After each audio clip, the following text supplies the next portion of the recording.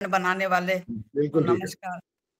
तो ये चंद्रकांता जी को आप बात समझ में आ गई होगी कि लोग नमस्कार बोलते हैं ना, नमस्कार भाई साहब, नमस्कार बहन जी, नमस्कार। तो इसका मतलब होता है करने वाला। जैसे कुंभकार, स्वर्णकार, चर्मकार, इसका मतलब होता है करने वाला, ऐसा काम करने वाला। वाला को वाक्य तो पूरा हुआ नहीं है। मैं आपका सम्मान करती हूँ या करता हूँ, जब ये बोलेंगे तो ये हाथ भी जुड़ेंगे। नमस्कार तो ऐसे ही बोल दिया जाता है, नमस्कार ऐसे का नमस्कार, ये कर रहे हैं, ये नमस्कार होता है ऐसे हाथ उठाना? कहाँ नमस्कार हुआ ये? पता नहीं वो इसका अर्थ निकालते क्या है, वो उन्होंने समझ लिया। और कोई और अशुद्ध भी बोलते हैं, नमस्कार बोलते हैं, शर जोड़ देते हैं, वो नमस्कार भी करते हैं। तो वास्तविक शब्द होता है नमस्ते, नमः जमा ते। और मैंने एक को सुना था, वो बड़े कमाल की कमाल, में हैरान हो गया उस दिन। बोले नमस जमाते होता है। मिथिलेश बताएंगे नमस जमाते होता है? क्या जी, दोबारा एक बार और प्रश्न। वो बोले नमस जमाते, नमस्ते नमस्ते नमस्ते नमस्ते। कह रहे नमस्ते पता कैसे बनता है? नमस जमाते। ठीक है ये? नहीं, गलत है, नमः जमाते। इतनी बड़ी सभा में उन्होंने बोला, मेरे को तो ऐसा लगा कि मैं स्टेज पे पहुंच जाऊं। जरा बताओ इन लोगों की आपने कौन सा साइंस पढ़ी है, कौन सा ऐसा विज्ञान वेद पढ़ लिया, कौन सी संस्कृत पढ़ ली, नमस जमाते बोल रहे हो?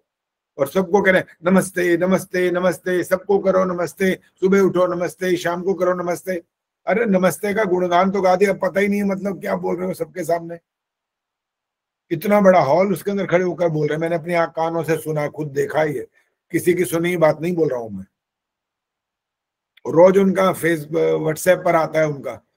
अब आगे नाम नहीं बताऊंगा, नाम बताऊंगा तो फिर जरा ज्यादा गड़बड़ हो जाती है।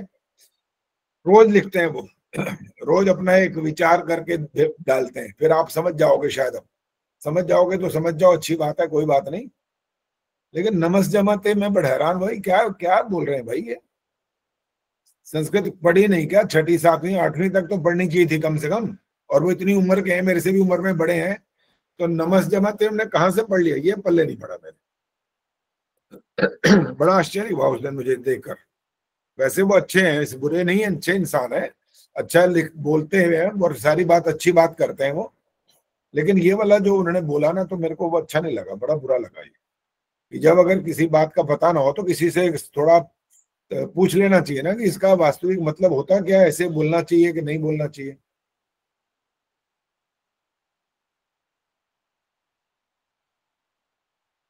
हाँ जी, वो आ गई हैं, क्या नाम, जिन्होंने कुछ पूछा था, क्या नाम है इनका? इंदिरा आहूजा। आदर्श आ गई है इंदिरा आहूजा के नहीं? अभी नहीं आई आचार्य जी। अच्छा, भी नहीं आई है। और आप में से जो जिन्होंने नाम भेजे हैं वो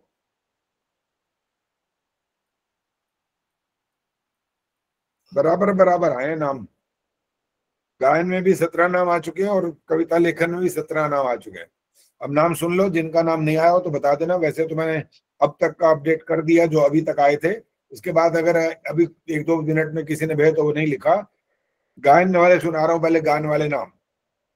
नमस्ते आचार्य जी, 8 बोलो? तारीख तक भेजना है ना नाम? वो जो लिखा हुआ है ना, वो उसको अपने आप ध्यान रखा करो। रजनी गर्ग, सुषमा बजाज, सुधा त्यागी, सोनिया चौहान, उर्मिल शर्मा, निशा भदौरिया, अलका रावत, पुष्पलता, सुमन बत्रा, प्रवीण सेतिया, बबली देसवाल, सुधीर कुमार, सविता शर्मा, किरण शर्मा, चंद्रकांत अगेरा, सुषमा सरदाना, संतोष नंदवानी। ये गायन के नाम है। कविता लेखन में सुनिए, अंजु विद्यार्थी, सुवर्षा सरदाना, वंदना शर्मा, दमयंती गुप्ता, रेखा गर्ग, सुदर्शन मनचंदा, सुमन सूद, सुषमा कुमार, चंदा सचदेवा, सविता कपूर, आदर्श मेहता, रवि बाला सिंगल, गायत्री गुप्ता, विनय प्रभा जैन, सुनीता अरोड़ा, मिथिलेश मंगला और मीना आर्या। यहाँ तक जो नाम मैंने अभी तक देखे हैं, बस 2-4-5 मिनट पहले तक यहाँ तक नाम आ गए थे और मैंने सारे नोट कर लिए थे। तो इसके बाद आप जो नाम भेजोगे और जो तारीख आपको लिखी हुई है, उस तारीख तक आप भेज सकते हो। 11 तारीख को तो आपने ये पूरा भेज देना है, उससे पहले पहले। और समय भी मैंने साथ लिखा है 11 तारीख का। 1 बजे से पहले नहीं भेजोगे तो आपका नाम उसमें शामिल नहीं होगा। इसलिए जब काम का मतलब ये समझ लो, जरा कमर कस लिया करो। बेशक गृहस्थी हो तो नहीं, वैसे उम्र के हिसाब तो गृहस्थी नहीं हो, लेकिन वो जो छोटे छोटे तुम्हारे वो है ना, धोते पोते पोतियां, वो उसमें ही जो जमे रहते हो ना अच्छी तरह उनकी सेवा करने में, तो सेवा करो जरूर, लेकिन इतनी मत करो कि अपना जो आपकी जिम्मेदारी वो भूल जाओ। हमारी जिम्मेदारी वाली भूलोगे तो वहां तो दंड मिलेगा, फिर वहां तो माफी नहीं मिलेगी। इसके लिए सावधान रहना पड़ेगा और जो समय बताया गया उसमें काम करना पड़ेगा। और वैसे यूं समझता हूं मैं, काम को हाथ लगाने की देर होती है, बस काम यूं यूं खत्म होता है, देर नहीं लगती उसमें, बहुत जल्दी काम खत्म होता है। सिर्फ हमारे को एक दृढ़ निश्चय करना होता है कि हमने ये करना है काम। फिर कोई माई का लाल उसको रोक नहीं सकता, कोई ताकत नहीं रोक सकती। आप बिल्कुल 100% उसको कर सकते हो। ये दृढ़ निश्चय आपका आत्मविश्वास बढ़ा देता है कि हमें करना है, करके दिखा सकते हैं, कोई कठिन काम नहीं है ये। हाँ, दूसरों का ठेका नहीं ले सकते, वो मैं बिल्कुल पहले भी कहता रहा हूँ, अब भी कह रहा हूँ, दूसरों का ठेका नहीं ले सकते आप, अपना ले सकते हो बस। केवल मात्र अधिकार पता है किसको किस पर होता है? अपने आप पर होता है अधिकार, पति पर भी नहीं होता है। पत्नी को पति पर, पति को पत्नी पर भी नहीं होता। इस प्रकार का अधिकार नहीं कह रहा कि वो उसकी पत्नी नहीं है, अधिकार तो उसका ही है, वो पत्नी है, उसका पति है, ये वाला अधिकार होता है। लेकिन बाकी अधिकार की रोटी तू खा ले, 4 खा, क्यों भाई? तेरा अधिकार थोड़ी है 4 खिलवा के ही रहेगा अभी कि 4 खा ले, को नहीं 3 खाऊंगी मैं तो, नहीं नहीं 4 खानी पड़ेंगी, ये थोड़ी तुक्का है। ये नहीं करना होता, ये अधिकार नहीं होता है, ये अपना व्यक्तिगत मामला होता है यहाँ पर। तो आपने जो अब आपने सुना आज, उस पर दृढ़ निश्चय कर लेना और फटाफट सारा नियम पूर्वक करना काम। जब तक नाम मांगे गए जिस तारीख तक नाम भेज देना और उसको बदलना नहीं है। अंजू विद्यार्थी आ गई है तो जरा सामने आओ एक बार। अंजू माइक ऑन करो। नमस्ते आचार्य जी। हाँ नमस्ते जी। अंजू को बहुत ज्यादा शौक है कविता लेखन का, एक बार नहीं 2 बार नाम भेजा हुआ है। 2 बार भेजा हुआ है? हाँ 2 बार, एक सबसे पहले भेजा था, एक बीच में फिर आ गया। पता नहीं। दो कविताएं भेजोगे ना, सुन लो, पहले तो 2 लिखोगे, नहीं लिखोगे तो 0 नंबर है। 12 पंक्तियां मांगी, ये भी ध्यान रख लेना, हर बात का नियम चलेगा, हर बात का, छोटी से बात लेके बड़ी तक। के लिए मैंने हाथ उठाया हुआ है। एक प्रश्न है कि जैसे हम पहली पंक्ति लिखते हैं, मान लो ऋषिवर दयानंद के लिए कि मेरे प्यारे ऋषिवर या कुछ भी, तो उस पंक्ति को अगर हम बीच में रिपीट करते हैं तो वो काउंट होगी या नहीं होगी? उसको लिखने की जरूरत ही नहीं होती। गायन में होता है ऐसा। गायन में क्या होता है? गायन में आपकी पंक्तियां जो होती हैं स्थायी अंतरा फिर स्थायी आता ही आता है। गायन में मुख्य नियम यही होता है। कोई कोई कविता में भी उस पंक्ति को दोहरा देता है वैसे, लेकिन वो काउंट नहीं होगी, ना लिखनी है, वो लिखने की जरूरत नहीं है। अच्छा जी, ठीक है। वो अपना तुकबंदी का भी इस बार ध्यान रखना। पिछली बार बहुत गलतियां हुई हैं, मैंने उस समय संकेत कर दिया था, इस बार अभी पहले ही बता रहा हूं। अगर गे ऐसा आप कर रहे हैं, लिख रहे हैं मान लो, तो फिर आपका दृढ़ निश्चय वाला ही वाक्य आना चाहिए वहां पर। ऐसी ऐसी पंक्तियां हो, करेंगे, सहेंगे, जुटाएंगे, बनवाएंगे, ऐसा आना चाहिए। है अगर आ रहा है तो है आना चाहिए, है नहीं आना चाहिए बीच में। है भी अशुद्ध हो जाता है बीच में, वहां भी नंबर कट जाते हैं, और अशुद्ध लिखने पर नंबर कटेंगे, ध्यान रख लेना। आपने अपने आप चेक नहीं करना, अब ये वाला वो चेक करने वाली चीज नहीं है, ये तो सिर्फ मेरे को ही चेक करना है। आपने सिर्फ उसको अच्छा साफ सुथरा लिखकर भेजना है, कटिंग नहीं करना। अगर एक बार कटिंग हो जाए तो उसको दोबारा लिखो, और एक दिन आपके पास बहुत सारे हैं, एक भी कटिंग नहीं चाहिए। अब ये तो श्रुतलेख तो नहीं है ना कि भाई अब भेजना पड़ेगा 2 मिनट के बाद, वैसा तो काम नहीं है। अब ये वो काम है जो आपको बहुत दिन दे दिए गए, आराम से लिखो, पहले रफ लिख लो कहीं पर, और उसमें जो कटिंग करनी है, आपको लगता है ये शब्द ठीक नहीं आ रहा, इससे और थोड़ा बड़ा भारी भरकम शब्द आना चाहिए, थोड़ा और गरिमा बढ़ेगी इसकी, तो आप बदल दो, वहां पर काट लो। लेकिन जब फाइनल आप मेरे पास भेजोगे, उसमें एक भी कटिंग आप स्वीकार्य नहीं होगी इस बार। एक भी कटिंग कहो जी हमने काट के वो दोबारा लिख दिया साफ सुथरा, नो, बिल्कुल कटिंग नहीं चाहिए, बिल्कुल भी। कटिंग होता ही 0 नंबर मिलेगा इस बार। आप हो गया आचार्य जी आप बड़े कठोर हो, है ना? पहले बताओ, खोपड़ी तो हिलाओ तो सिर पता तो लगे। उर्मिल तो कह रही है नहीं है। अच्छा, उर्मिल को लग रहा है, और आदर्श भी कह रही है कठोर तो नहीं दिख रहे ऐसे, हंसते तो रहते हैं, वो तो अच्छी बात है, लेकिन कठोरता का नियम जरूरी होना चाहिए ना। देखो, पहले आप कभी कविताएं लिखते होंगे तो पता नहीं, सुनीता अरोड़ा जी तो खूब लिखती हैं, गाती हैं, सुनाती रहती हैं, और भी कोई पहले शायद लिखता होगा, अब हमें पता लगता जा रहा है। और कोई तो लिखता ही नहीं था, अब लिखना भी तो सीख गए। भजन गाने में क्या था, बिना म्यूजिक के ऐसे ही करते रहते थे, ढोलक के साथ दनादन बजती रहती, कहाँ गा रहे हो, कहाँ सुर है, कहाँ ताल है, वो भी नहीं पता लगता था। अब वो भी समझ आने लग गया।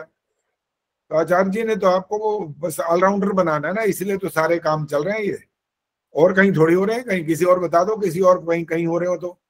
वहां तो भजन गाया और तालियां बजाई, चाहे सुर में है चाहे ताल में, बहुत बढ़िया, वेरी गुड। हाँ, आपने बहुत बढ़िया, आनंद आ गया। पता नहीं कैसे आनंद आ जाता है तुम्हारे को, नहीं मुझे आता तो समझ आनंद नहीं आ आचार्य रही जी, है। आनंद नहीं आता उसमें। वो बोलने वाला तो बोलता ही है कि आनंद आ गया, पता नहीं कहाँ से आनंद, कैसा आनंद आ जाता है भाई। सुनने जिसका का भी स्वर ही मन नहीं ठीक नहीं करता। आ रहा, ताल ठीक नहीं आ रही है, उसको भी आप आनंद, पता नहीं कैसे आनंद में मग्न हो जाते हो। आनंद में आने के लिए जो बड़े बड़े कलाकार है ना गायन, मैं भी अपने आप को बड़ा कलाकार नहीं मानता, हमें थोड़ा बहुत आता है, हम ज्यादा नहीं मानते गायन में। हाँ, जो हमारे दिनेश पथिक हैं, उनका बेटा गाता है, और बहुत सारे लोग हैं, ठीक है। कई हो गए, वहां पर भी मिले थे इस बार महासम्मेलन के अंदर, उनके साथ फोटो भी मैंने डाल दिया था। तो ऐसे कलाकार हैं जो बहुत बहुत अच्छा गाते हैं। वो हमारी बहनों में भी बहुत सारी गायिकाएं हैं, बहुत अच्छा गाती हैं वो भी। और जो बोलने वाली हैं, अच्छा प्रवचन करने वाली हैं, रणा भी हैं उनमें, और भी बहुत सारी हैं।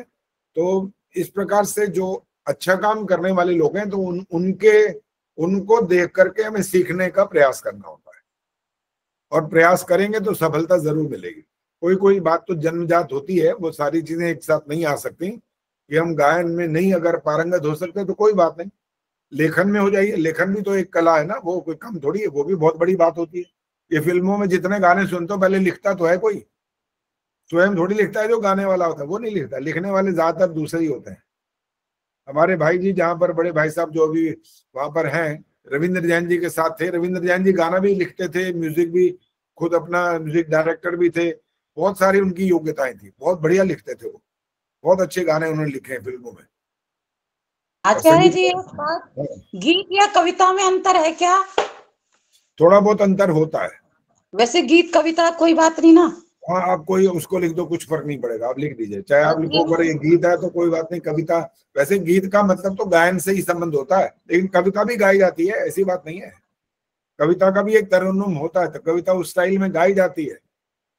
और कोई कोई गाते नहीं है, सिर्फ शब्द के रूप में बोलते हैं, लेकिन उसका स्टाइल फर्क होता है। वो आपका गद्य के प्रकार से नहीं होती है, ऐसे ऐसे सीधे वाक्य बोलते हैं, वाक्य नहीं होते वहां पर। वहां पर उनकी बाकायदा पंक्तियां होती हैं, उनका मीटर होता है, और उसके आधार पर जो मैंने कहा, अंत में जो शब्द जुड़ते हैं वो भी अच्छे होने चाहिए, और उसके अंदर जो आप शब्दों का चयन करो वो भी बहुत अच्छा होना चाहिए, जिससे पता लगे कि इसके कोई बहुत बढ़िया आपने लिखा है। जैसे काव्य होता है ना बहुत सुंदर, उस प्रकार से प्रयास करेंगे, धीरे धीरे होता जाएगा। जितना अब तक हो गया अच्छा हो गया, और अच्छा हो सकता है। गीता क्या बोलना, बोलो। आचार्य जी, मेरा एक शंका है कि जो 33 कोटि देवता है ना, उनमें 12 जो आदित्य हैं वो वर्ष के महा, चैत्र, वैशाख ये वाले होंगे, या वो ऋषि अदिति के पुत्र अंशुमन, अर्यमन ये वाले 12 होंगे? कौन से माने जाएंगे? और मार्गशीर्ष वगैरह ये जो होते हैं, अच्छा जी, ये माने जाते हैं। 12 मास। कहीं पे मैंने ये पढ़ा था, इसलिए कि आदित्य ऋषि और इनके पुत्र 12 ये वाले। नहीं, वो नहीं है। चलिए अब हम शुरू करने वाले हैं। आज हमारा छठे मंत्र से शुरू होना है, छठे से ही होना है ना? हाँ जी, सबको याद है? हाँ जी, छठे से है। हाँ जी, पुस्तक निकालिए, और पहले तो मंत्र पाठ करेंगे, इसी में से करवाता हूँ, छठे मंत्र से ही करेंगे आज। परवीन सिद्धियां करेंगी।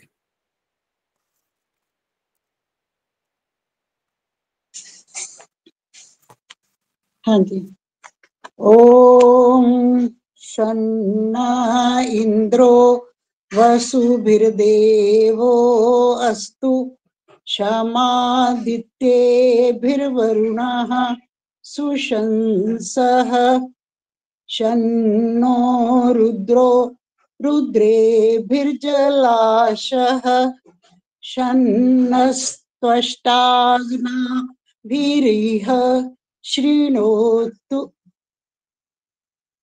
एक गलती हो गई है, बस एक गलती हो गई। पता है कहाँ हुई है? नहीं किसने पता हाथ नहीं। खड़ा किया भाई, बताओ, जिसको पता लग गया हाथ खड़ा कर दो। उर्मिल शर्मा शायद हाथ खड़ा कर रही थी, निकल। तो इंदिरा हुदय जी, आपने हाथ खड़ा किया, तो बोलो कहाँ गलती हुई है, वो बतानी है, बाकी बात नहीं हुई अभी। ये जो है ना शम नस्तष्ट्वा, ये शन नहीं है, शम इसको बोलते हैं, मेरा ख्याल, मुझे यही गलती लगी। ये शन नस्तष्ट्वा, इसमें शम, हाँ, इन्होंने शन बोला, मुझे पता है। हाँ ये जी, हाँ जी, शम हाँ जी अंकल, मेरे को इसके अलावा भी हुई है। पद्मा चावला जी बताएंगी। आचार्य जी नमस्ते। आचार्य जी मुझे वरुणा लग रहा है, इनका कुछ गलत।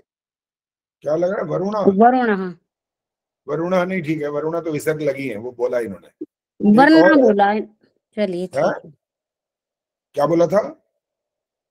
रा मुझे पूरा सा नहीं लगा था। वरुणा नहीं, मेरे को तो ठीक लगा वो। और किसी को पता लगी है तो बताओ, ये कौन है? अभी तो दिखाई नहीं दे रही सुदर्शन मनचंदा, तो माइक अपना हिलाई जा रही है वो। ठीक से करो ना, शक्ल भी दिखाई देनी चाहिए, कौन बैठा है। आधा तो आपके पीछे सब कलरफुल दीवार नजर आ रही है, उसमें डिब्बे डिब्बे से बने हुए हैं कुछ। जो कार्य में शामिल है वो दिखाई देना चाहिए, दीवार थोड़ी देखनी है, ना पंखे देखने हैं आपके। हाँ जी उर्मिल बताओ, कहाँ गलती हुई? और आचार्य जी मुझे तो वसु भी बड़े ऊ की मात्रा लगी थी। नहीं वो नहीं है। और देखें कौन, किसी को पता लगा? आचार्य जी मैं बताऊं? अंजू पहले। अंजू नहीं बोला, ऐसे नहीं बोलना। अभी हाथ खड़ा कर दिया, पर मैं देख रहा हूँ सबको जो दिखाई दे रहे हैं, अभी पूछता हूँ। अंजू बोलो। आचार्य जी यहाँ पे लगी है ये शम नस्ताग ना भी रिह, इसमें हा जो है वो थोड़ा इनका क्लियर नहीं आया था मुझे तो। भी री नहीं बोला था, री में गलती हुई है। भीरी हा तो बोला है, लेकिन भीरी ही नहीं बोला, र बोला, भीरह। मेरे को ऐसा लगा, हो सकता है मैं भी गलत हूँ, लेकिन मुझे ऐसा लगा कि भीरी, जो री की जो साउंड आनी चाहिए थी ना, वो कम आई है या नहीं आई है, बस वो। अच्छा रजनी का ऐसे नहीं बोलो, ऐसे मत बोलो। सही आई है आवाज आचार्य जी री की। रजनी क्या बोलना चाहती है? रजनी से बोलना चाह रही थी कुछ। रजनी बताओ क्या कह रहे थे आप? आचार्य जी जो शन्नो बोला था ना सेकंड लाइन में, तो वो शन भी बोला था और उसमें आधा ना फिर से भी आ रहा था, वो डबल रिपीट हो रहा था। अच्छा शन्नो ऐसा बन गया। हाँ वो अगर रुक के काफी बोला था ना। हाँ सुनो, अगर तो शन्नो बोला तो फिर तो म पर बिंदी नहीं आ रही है। शन्नो मतलब हो रहा है न आधा और पूरा ना। अगर शम आगे देखो, शम के बाद नो, डबल नो कर ही नहीं सकते, बहुत ज्यादा रुकना पड़ेगा और जबरदस्ती बोलना पड़ेगा, नहीं बोल सकते। इसलिए शन्नो तो बोला जा सकता है, लेकिन शम नो ऐसा नहीं करेंगे, वो नहीं।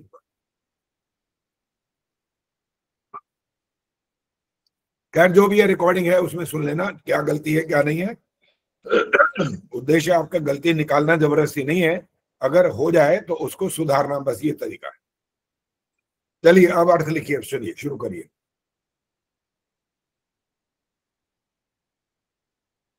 शम न का जो बार बार आ रहा है, प्रतिदिन आ रहा है, तो वो अपने आप लिख लिया करो, उसके लिए बोलना नहीं पड़े। आप सुख शांति करो, ऐसा लिख, सुख शांति कारक ऐसा लिख दो, सुख कारक लिखो तब भी ठीक है। ना माने हमारे लिए, ये अलग है, बस ना शब्द। शम न इंद्रो। अब है आगे अगला शब्द इंद्र। आचार्य जी एक प्रश्न है, चाहे बाद में दे दीजिएगा उत्तर। हाँ बोलो।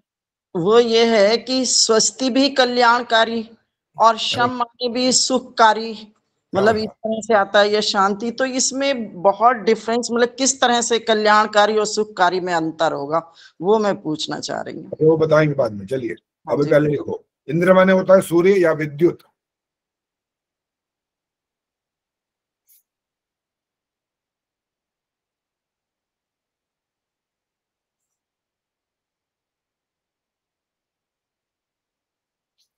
आगे है वसुभिः और आगे बनेगा देवः। ये दो अलग अलग शब्द बनेंगे। वसुभिः का अर्थ होता है जीवनदायक किरणों के साथ।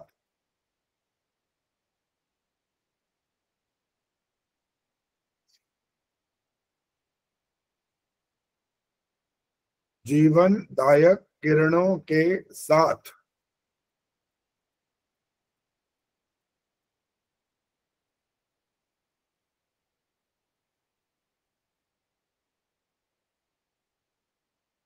अगला शब्द है देवः। देव का अर्थ होता है दिव्य गुण युक्त।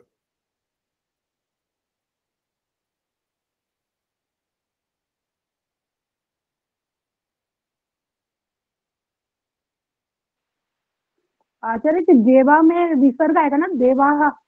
हाँ विसर्ग आएंगे। और वसुभी में भी। हाँ वसुभिः में भी आएंगे। वसु भेर था ना, वो र उड़ गया और विसर्ग बन गई। देवा माने दिव्य गुण युक्त। अब वंदना हाथ खड़ा करेंगी, मतलब माइक ऑन करें। ये जो हमने देवा माने दिव्य गुण युक्त बोला, ये किसके लिए इसका संबंध जोड़ना चाहिए? केवल इस मंत्र की बात नहीं करेंगे अभी हम, किस किस के साथ इसका संबंध जोड़ सकते हैं? नमस्ते आचार्य जी। आचार्य जी हमारे लिए जो है सुखकारक हो, सनातनी पदार्थों के साथ हम जो है इसके ये हमारे लिए सुखकारक हो। ठहर जाओ। मैंने कहा ये जो दिव्य गुण युक्त की बात हो रही है जी, ये किन किन के साथ जोड़ी जा सकती है? ये जीवन दायिनी जो हमारे जीवन में उपयोग उनका नाम बोलो, बस छोड़ दो जी। जीवन दायिनी जो ऐसे मत करो, सिर्फ उसका नाम बता दो किसके साथ। जैसे धनादि है, और जैसे जैसे धन से नहीं है, ये नहीं है। अभी हाथ खड़ा, माइक बंद कर दिया करो फौरन। जब आपका काम खत्म हो जाए तो माइक फौरन बंद करो। सुनीता रोड़े बताएंगे, जितने आप बोल सकते हो बोल दो। आचार्य जी इंद्र, जिसका अर्थ है अभी बताया आपने, सूर्य और विद्युत, इंद्र के साथ जोड़ा जा सकता है दिव्य गुणयुक्त, यही संज्ञा आ रही है इसमें। ठीक है। चंदा से देवा जी बोलो। आचार्य जी हम मातृदेवो भव, पितृदेवो भव, आचार्य देवो भव और अतिथि देवो भव और सूर्य के साथ भी, इन सब के साथ हम जोड़ सकते हैं। ठीक है, बाकी आपने पहले चेतन वाले बोल दिए, ठीक है। अभी वो कोई बात नहीं, बोल दिए तो कोई बुरी बात नहीं, अच्छी बात है। लेकिन अभी चेतन देवताओं की हम बात नहीं कर रहे थे। यहाँ पर जो मंत्र के अंदर चल रहा है हम उससे रिलेटेड बात कर रहे हैं अभी। अब गीता बताएंगे आगे की, ये मातृदेवों वाला नहीं दोहराना। बाकी देव जो बोलने बोले। दिव्य गुणों के अंदर वरुण देवता, जल देवता, सूर्य की किरणें जो हमारे लिए शुभ लाभकारी होती है। अब एक काम करो, ठहरो, आपने जल देवता, ये देवता शब्द नहीं बोलना, देव शब्द बोल करके आपने नहीं बोलना। अब बाकी लोग जो हाथ खड़ा करेंगे उनसे पूछें, गायत्री गुप्ता बताएंगे, देव शब्द बोल करके बोलो बस।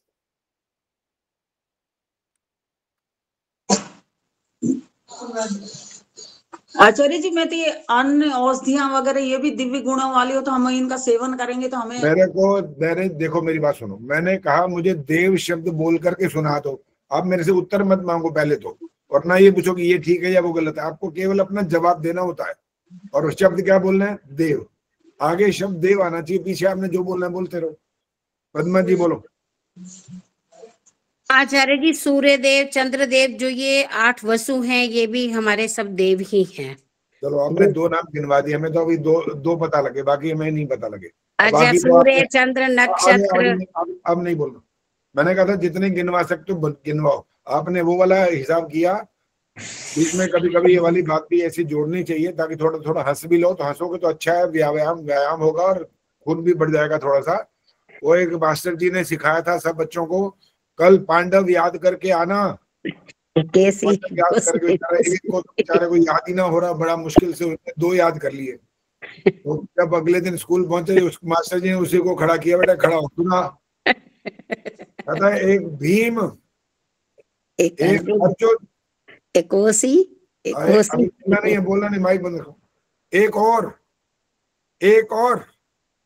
एक का नाम भूल गया।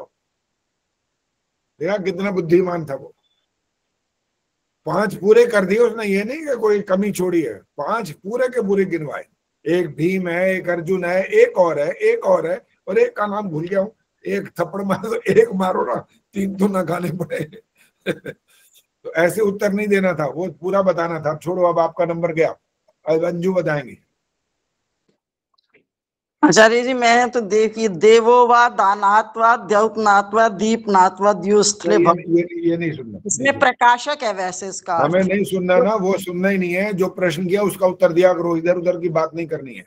अच्छा। हाथ खड़ा करो, देखें हाथ कौन खड़ा कर रहा है। इधर ये बैठे ही गलत है, ये शक्ल ही नहीं दिखाई दे रही। ये लाइट के सामने बैठते नहीं है। कौन है? दिखाई नहीं दे रहा अभी तक भी। कौन है? ठीक करो जी, हाथ तो खड़ा दिखाई दे रहा है आपका। शशि है, कौन है ये? शशि गुलाटी। हाँ तो गलत बैठे हो ना। लाइट कहाँ से आ रही है? लाइट आ रही है पीछे से, हाँ तो शक्ल हाँ दिखाई जी, दी। सॉरी अभी बैठो और फिर अपना कैमरा सामने रखोगे तो दिखाई देगा। चलो अब बोलो, वैसे बोलो, अभी ठीक कर लेना। सूर्य और विद्युत। मेरे को ऐसे नहीं सुनना था, मैंने कहा था देव शब्द साथ में बोलना जरूरी है। हाँ इंद्र इंद्र इंद्र। अब नहीं बोलना, एक बार मौका मिलता है बस, ये सोच लो। जीवन का मौका भी एक ही बार मिलता है। ऐसे ही ठीक है कि गलत है ये वाली बात, आशा से बताएंगी। चलो बीच में प्रसंग दूसरा बदल दिया, कोई बात नहीं। जीवन का मौका भी एक बार मिलता है क्या, या बार बार मिलता है? नहीं, कई बार मिलता है। अनेक जन्म अच्छे कर्म करे हूँ, मोक्ष ना मिला तो दोबारा भी मिलता है। दुनिया तो 84 लाख, 84 लाख के बाद मिलता है। सेकंड टाइम भी मिलना चाहिए आचार्य जी। आपने नहीं बोला, नो बिल्कुल नहीं। जिसके साथ बात चल रही थी मैंने उनको माइक बंद करने के लिए नहीं बोला, तो उनसे संबंध चल रहा था। अभी आशा जी बोलेंगे, बाकी नहीं बोलेंगे। अभी 84 लाख बोलती है दुनिया, तो उसका इलाज क्या है? मुझे तो नहीं लगता ये ठीक है। 84 लाख किसने देखे? एक ही जन्म में अगर अच्छे कर्म करे, मोक्ष मिल गया। ठहरो, आपको तो नहीं लगता वो बात ठीक है? हमें ये वाली बात गलत नहीं है, आपका उत्तर ठीक चल रहा है, लेकिन हमें ये उनको समझाना है ना कि 84 लाख के बाद क्या, क्यों, किस लिए, क्या कारण है, आपको ये बात समझानी। वो बताओ अगर समझा सकते हो तो। बस इतना समय मिलेगा, इससे ज्यादा नहीं मिलेगा। माइक बंद कर दो। और कौन बताएगा? आप देखते हैं, कैमरा ही ऑन रखा करो ना, पता नहीं कैमरे भाग जाते हैं इधर से उधर, पता लगता नहीं है, या फिर यहाँ से नाम ढूंढना पड़ता है। अब नाम ही देखूंगा, यहाँ तो ऐसे नहीं पता लगेगा। 2 4 5 10 तो सामने नजर आते हैं, बाकी तो देखते ही नहीं है कहाँ गए। हाँ ऐसे रहो ना, 15 20। अब आई है क्या नाम है, संगीता अब आई है, बोलो। भाई कौन करो भाई, संगीता आ रहा, बोलो। इसका जवाब देना है जो मैंने प्रश्न तुम्हें किया अभी। हाँ, देवा दिव्य गुण युक्त। अरे क्या, कहाँ खोए हो तो? क्या मैंने देव वाला प्रश्न खत्म करके दूसरा बीच में बोला, वहां सोए हुए। इसका मतलब ये चाय पीते रहते हो क्या? ये चाय भाई पहले पी लिया करो, मेरे जैसा पीनी हो तो बंद करके पिया करो फिर। चलो अब और कौन बताएगा? अभी हाथ है गायत्री गुप्ता, चलो बोलो। जो प्रश्न आ जाए उसका उत्तर देना होता है। पहले वाले की बात करेंगे, अभी खत्म नहीं हुई है, वो भी आएगी अभी। सुनाओ गायत्री गुप्ता जी, बोलिए। हाँ आचार्य जी, ये 84 लाख जो योनियों का है ये गलत है, क्योंकि हर योनि कर्म के हिसाब से मिलती है। जितने % कर्म अच्छे होते हैं, जैसे 50% से ऊपर कर्म अच्छे होते हैं तो मनुष्य की योनि मिलती है, और बाकी उससे कम होते हैं तो जैसे जानवर है, पेड़ है, वृक्ष आदि, ऐसे मतलब ऐसी योनियां मिलती हैं। तो उनको आपने ये वाली बात, अब आपने बोलना नहीं है, सिर्फ मैं ये आपने जो उत्तर दे उसके बारे में विश्लेषण करता हूँ, और उसके बाद फिर प्रश्न और किसी के पास चला जाता है। ये वाली बात आपने यहाँ पर उनको समझाने का ज्यादा तरीका नहीं दिखाया कि वो 84 लाख में जाना की आवश्यकता क्यों नहीं है। उसको उसी शब्द को पकड़ करके जरा, जैसे डंडे मार मार के किसी को सिखाते हैं ना, मारने की बात नहीं कर रहा वहां पर कि उनको मार मार के सिखाना है, लेकिन उसका निचोड़ ऐसा निकालना है कि उनके दिमाग में बिल्कुल यहाँ स्पष्ट हो जाए कि बिल्कुल आपने ठीक कहा, 100% ठीक। सुनीता अरोड़ा जी बोलो। आचार्य जी 84 लाख योनियों की बात सही नहीं लग रही, क्योंकि वो तो भोग योनि होती है, उसमें कर्म करने की तो स्वतंत्रता होती नहीं, तो नेक्स्ट वो अच्छे कर्म कैसे कर सकता है और नई योनि में जा सकता है? खैर आपका जवाब थोड़ा सा ट्रैक से अलग हुआ, कोई बात नहीं, जो भी है, जितना आपने बोला गलत नहीं है, सारा ठीक है, लेकिन जो 84, माइक बंद कर दो फौरन, जो 84 लाख के माध्यम से उनको और ज्यादा स्पष्ट समझाना वो भी नहीं आया। और हाथ खड़ा कर सकते हो बाकी। नीलिमा जी आप चलो बोलो, पता नहीं हाथ खड़ा किया है कि नहीं किया, पता नहीं लग रहा, आंख साफ कर रही थी शायद, बोलो। आचार्य जी बाद में बोलूंगी, फिर बताऊंगी। भी नींद आ रही है? नींद आ रही है? नहीं, माइंड से कुछ निकल गई चीजें। ये 84 लाख की मुझे तो ठीक लग रही है बात। क्या समझाओ, ऐसे क्या ठीक लग रही है? कि भाई 84 लाख योनि का मतलब असंख्य योनियां हैं, और असंख्य प्रश्न ये नहीं है, प्रश्न ये नहीं था। फिर आप तो भी इसका मतलब सोए हुए हो, जागे हुए नहीं होगी। जागना पड़ता है मेरी कक्षा में, तो एक एक बात के लिए मैं तो शक्ल देखते ही फट पकड़ लेता हूँ, आप कहाँ खोए हुए हो। इसीलिए तो फटाफट नाम बोलता हूँ कि बताओ, इसीलिए कहता हूँ सामने रहो सारे, ताकि पता लग पाए कि कोई ध्यान से सुन भी रहा है कि बस ऐसे ही कान में निकला और जैसे गायब हो गया। इंदिरा जी यही बोलो। बात तो है। हाँ जी, अगर माइक आपकी बंद रखो, माइक नहीं ऑन करना होता उसके बाद। इंदिरा जी बोलो। अगर ये हो जाए कि हमें 84 लाख योनियों में जाना ही जाना है, तो फिर अच्छे कर्म मनुष्य कहेगा उसका फायदा क्या मुझे करने का? वो अच्छे कर्म इसीलिए करता है कि मुझे दोबारा उसमें ना जाना पड़े। बिल्कुल ठीक उत्तर है ये। और इसमें और भी अच्छे से और भी समझा सकते हो कि एक साधु व्यक्ति है, सारी उम्र अच्छे कर्म करता है, और दूसरा है वो तो चोरी चकारी डकैती बलात्कार सारे गलत काम करता है सारे जीवन भर, और ये कहा जा रहा है कि 84 लाख योनियों में सबको जाना ही पड़ेगा। तो जो बोल रहा है उसकी अक्ल है क्या? दिवाला निकला हुआ है अकल का?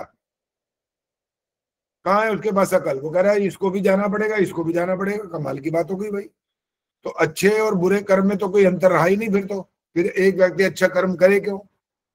किस लिए करेगा बताइए? कोई आधार तो बनना चाहिए ना अच्छे कर्म करने का।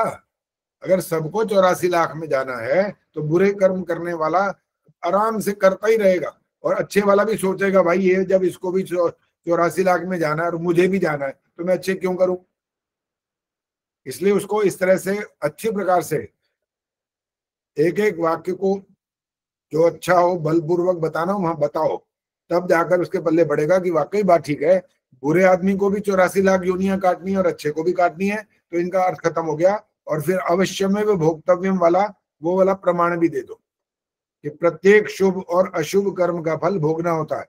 जो बाकी लोगों ने जो जो अब तक बोला वो सारी बात उसी से संबंधित है। जितनी योनियों जो बनी है 50 से हमारे बुरे कर्म 50 अच्छे हैं, तो साधारण मनुष्य जन्म बुरे ज्यादा होंगे तो उनका भी फल तो मिलेगा।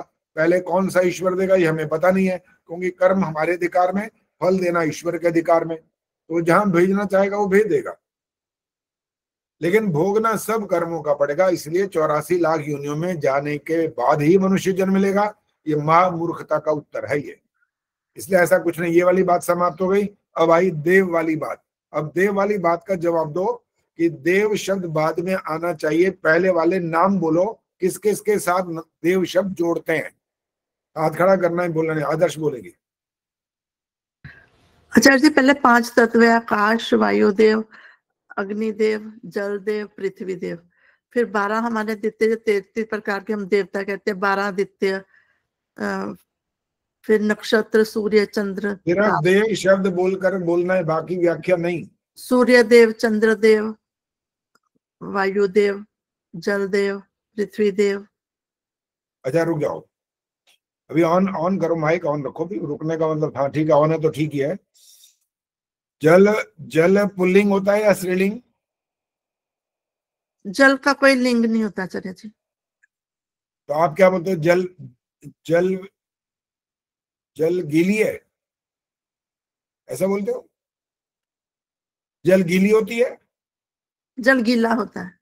तो गीला में क्या अर्थ निकला? पुल्लिंग लिंग।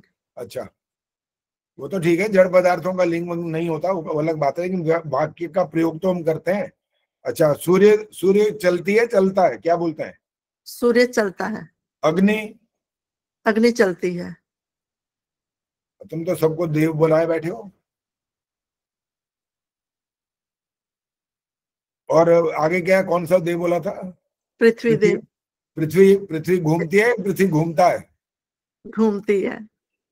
फिर सारे देव पकड़े बैठे हो, देव देव करे जा रहे हो, कहीं देवी शब्द तो बोला ना तुमने। सब देव बना के बैठे हो। वैसे अग्नि जलता है भी बोल सकते हैं, पता है? अग्नि जलती है भी ठीक है, अग्नि जलता है ये भी कह सकते हैं। अग्नि देव के लिए कोई बात नहीं है, लेकिन पृथ्वी घूमता है नहीं कर सकते आप। पृथ्वी घूमती है, वहां ऐसे ही बोलना पड़ेगा। सूर्य देव, अग्नि देव बोल सकते हैं, पृथ्वी देव नहीं बोल सकते। पृथ्वी देव नहीं है वो। और क्या था? आकाश। आकाश क्या होता है? कि आकाश होती है, क्या बोलते हैं? आकाश नीला होता है। तो यहाँ पर पता लग जाता है ना देव का संबंध कहाँ कैसे जोड़ रहे हैं।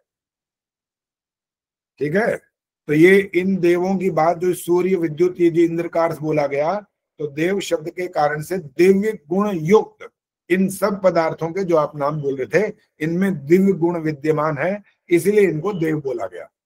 और गीता ने जो मातृदेवो, पितृदेवो, आचार्य देवो ये सब बोला, वो भी देव है। वो कौन से देव? वो चेतन देव है। उनमें भी दिव्य गुण होते हैं ना।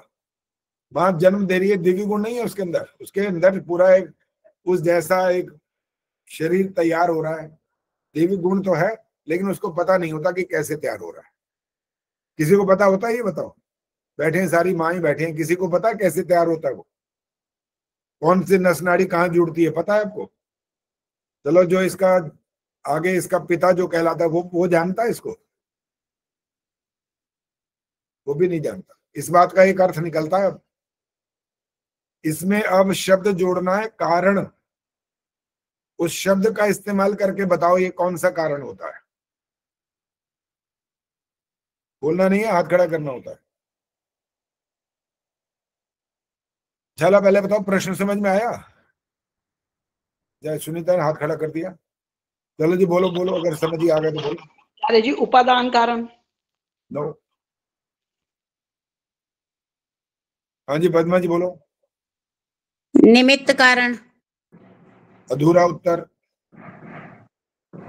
अब और दोबारा नहीं बोलना होता, माइक फौरन बंद। जिसने उत्तर दे दिया उसके बाद उनका समय समाप्त। और कोई? और हाथ नहीं खड़ा किया। ये तुम्हारे यहाँ से 32 तो नजर आते हैं, बाकी तो दिखता ही कोई नहीं ना। आचार्य जी, प्रश्न नहीं समझ आया। प्रश्न समझने के लिए भी तो बड़ा दिमाग लगाना पड़ता है।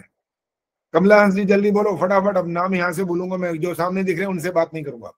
ये तो खूब आनंद ले रहे हैं, बोलते जा रहे हैं, बताते जा रहे हैं, हाथ खड़े करते जा रहे हैं, बाकी तो पता नहीं छुपे ही बैठे रहते हैं, आते ही नहीं सामने। कमला हंस जी जल्दी बोलो, नाम चला जाएगा, दोबारा नहीं बोलूंगा, सुन लो। फिर बाद में कहोगे जी हमारे को तो बात ही नहीं करते हो आप। पूजा मित्रा, ये तो नजर ही नहीं आई है, बहुत बहुत पता नहीं कितने महीने हो गए इनको। पूजा मित्रा जल्दी आओ सामने, बोलो।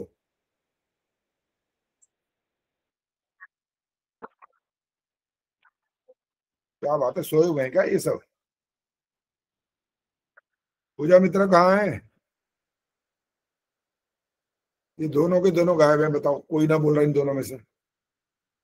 अभी हाथ खड़ा होने शुरू हो गए। यहाँ पर जो सामने दिखते हैं वो तो हाथ खड़े कर देते हैं फटाफट।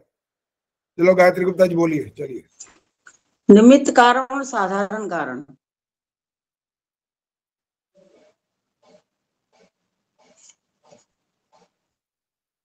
इसका स्पष्टीकरण क्या है इसका? आपसे ही पूछ रहा हूँ भैया, और मैंने नाम लिया तो आपका ही प्रश्न है अभी। आचार्य जी, मुझे तो यही समझ में आया कि भाई निमित्त बनती है माँ, और वो उसके जो अंदर बच्चा पैदा होता है वो सारा ये है। मुझे तो यही समझ में आया, निमित्त कारण। और आपने दूसरा क्या बोला? साधारण कारण। साधारण कारण क्या हुआ? उसके अंदर जो बच्चा पैदा हो रहा है, जो मटी वो है, मेरे को यही समझ में आया। वो साधारण कारण उसको बोल रहे हो? जी, मेरे को यही समझ में आया। माँ अकेले बच्चा पैदा नहीं कर सकती, इसलिए अधूरा उत्तर है ये। जी। अगर ऐसे होने लग जाए तो सारी दुनिया बिना शादी के बच्चे ना हो जाए उन सबके। और कौन हाथ खड़ा कर रहा है बताओ ना, दिखता ही नहीं यहाँ पर, नजर ही नहीं आते तुम लोग, क्या करें? हाँ सुशीला जी बोलो, बहुत हाथ तो बहुत खड़ा करते हो, वो आगे पीछे, आज बताओ। आचार्य जी, मेरे पास कोई आ गया तो मैं प्रश्न नहीं सुन पाई, एक बार प्रश्न दोहरा दो। नहीं, आप प्रश्न ही दोहराया जाएगा। उनको मना करके रखो ना कि इस समय मत आया करो। गेट बंद करवा रखा फिर भी आ जाते हैं। अच्छा, गेट बंद फिर भी आ जाते हैं। अब 1 मिनट रुको, एक बहुत जरूरी फोन आ रहा है, उससे बात करके बताता हूँ मैं आपसे कल।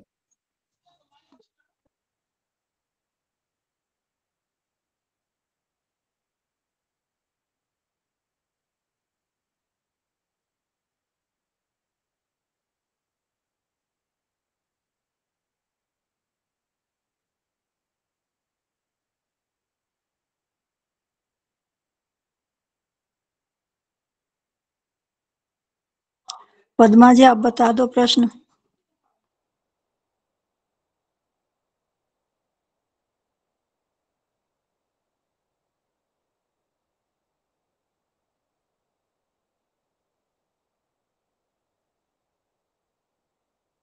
माइक खोल के बोलो पद्मा जी।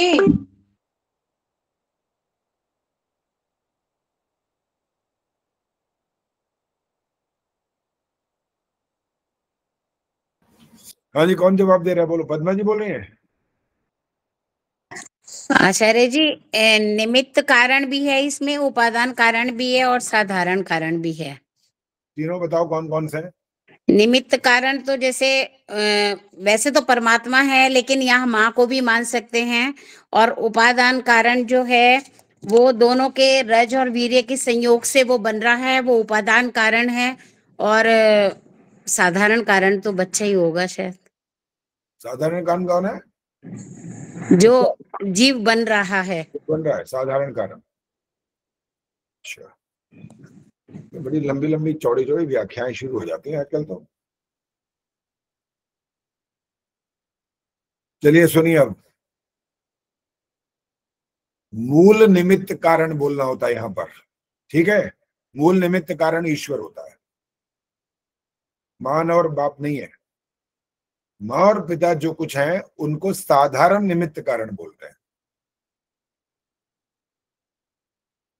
और ये जब ईश्वर, क्योंकि जिस रचना का आपको ज्ञान ही नहीं है तो आप कारण जरूर हैं। माता पिता कारण तो हैं, बच्चा नहीं तो जन्म कहां से लेगा, इसलिए वो साधारण निमित्त कारण कहलाएंगे। लेकिन जब अंदर जो निर्माण हो रहा है वो कारण, वो माता पिता नहीं है। वो कारण कौन है? वो ईश्वर है जो रचना कर रहा है अंदर। माता नहीं रचना कर सकती। अगर हम इसको ये वाला मान ले, रचनाकार है माँ या पिता, तो उनको ये ज्ञान होना जरूरी है पहले, तो वो बता नहीं सकते। और फिर वो अपने अंदर से जो कुछ भी वहां पर पैदा हो रहा है वो उनके शरीर का कोई अंग अपना थोड़ी खत्म हो गया है जो नए आ गए हैं। उनका कोई अंग खत्म नहीं हुआ है। उनकी आंखें अपने पास ही हैं, नाक कान हाथ पैर सब अपने पास है, लेकिन एक और भी तैयार हो रहा है।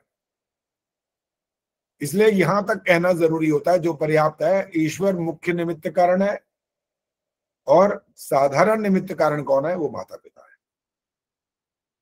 चलिए आगे चल रहे हैं हम। आगे शब्द है अस्तु माने होवे। अस्तु माने होवे, हो या होवे। फिर आगे शम आदित्य भी। शम का अर्थ है फिर वही कल्याणकारी, आदित्य भी। और अगला शब्द बनेगा वरुण। आदित्य भी का मतलब होता है 12 मासों में विभक्त, आदित्यों के साथ। आदित्य का क्या अर्थ है जी? 12 महीनों में विभक्त आदित्यों के साथ। ये 12 होती हैं राशियां, और सूर्य का संबंध होता है यहां पर। यही प्रश्न किया था असल में इन्होंने, इंदिरा आहूजा ने। बाई चांस ये मंत्र में भी यही बात आ गई आज। 12 राशियां होती हैं और सूर्य हर महीने एक राशि से दूसरी राशि में प्रवेश करता है। और उनमें मुख्य संक्रांति, जिसको शब्द आप बोलते हैं ना, प्रवेश बदलता है, एक से दूसरे में जाते हैं तो इसको बोलते हैं संक्रांति। और मकर संक्रांति तो सबको पता है, वो याद होती है। आचार्य संक्रांति का मतलब ट्रांसफर हो गया, मतलब एक उससे जाना दूसरे में, परिवर्तन, बदलना, बदलना, प्रवेश करना। शम का क्या अर्थ है जी? शम का क्या अर्थ है? कल्याणकारी। बोलो बोलो बोलो, माइक ऑन करके बोलो। माइक बंद हो गया आपका। संक्रांति हर महीने आती है ना? हाँ जी, हर महीने आती है। कितने दिन के डिफरेंस में? जैसे वो 15 दिन के बाद, 14 दिन के बाद अमावस पूर्णमासी आती है। एक महीने का समय होता है पूरा। अच्छा, पूरा एक महीने का समय होता है। वो राशियां हैं 12 राशियों के माध्यम से होता रहता है ये। अच्छा। और जो उत्तरायण और दक्षिणायन होता है वो बहुत इंपॉर्टेंट होते हैं। वो दो ऐसे होते हैं जो 6 महीने के और 6 महीने के अंतराल के हिसाब से चलते हैं। और वहां क्या होता है, दक्षिणायन जो होता है उसका जो महत्व है वो बहुत कम कहलाता है। हाँ जी, उत्तरायण का ज्यादा महत्व, उसका महत्व बहुत ज्यादा होता है। और उत्तरायण का महत्व किस कारण से होता है, अब आपको हाथ खड़े करना है, बोलना नहीं है अभी किसी ने भी। उत्तरायण का महत्व ज्यादा क्यों हो जाता है ये बताना है। हाथ खड़ा करो, दिखाई दो तो ज्यादा तो अच्छा है।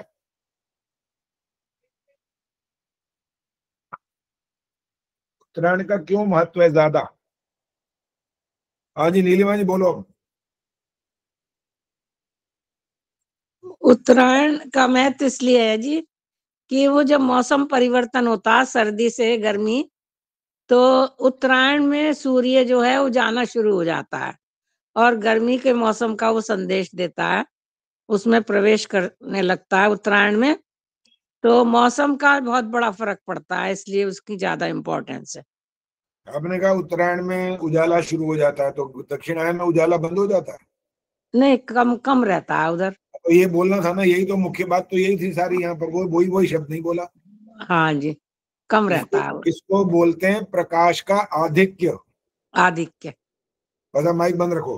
प्रकाश का आधिक्य अधिक होता है, अर्थात गर्मी में 7:45 बजे तक, इंडिया की बात हो रही है यहाँ पर, दिल्ली की भी बात हो रही है समझ लो, 7:45 बजे के आसपास सूर्य अस्त होता है, 7:35 40 45 तक चला जाता है। और सर्दियों में क्या होता है, 5:45 बजे के आसपास ही हो जाता है, कोई इससे पहले भी होता है, 5:35 में भी सूर्यास्त हो चुका होता है, जो आजकल हो रहा है। और जब उत्तरायण का क्या बताया जी? उत्तरायण का क्या बताया? प्रकाश की अधिकता,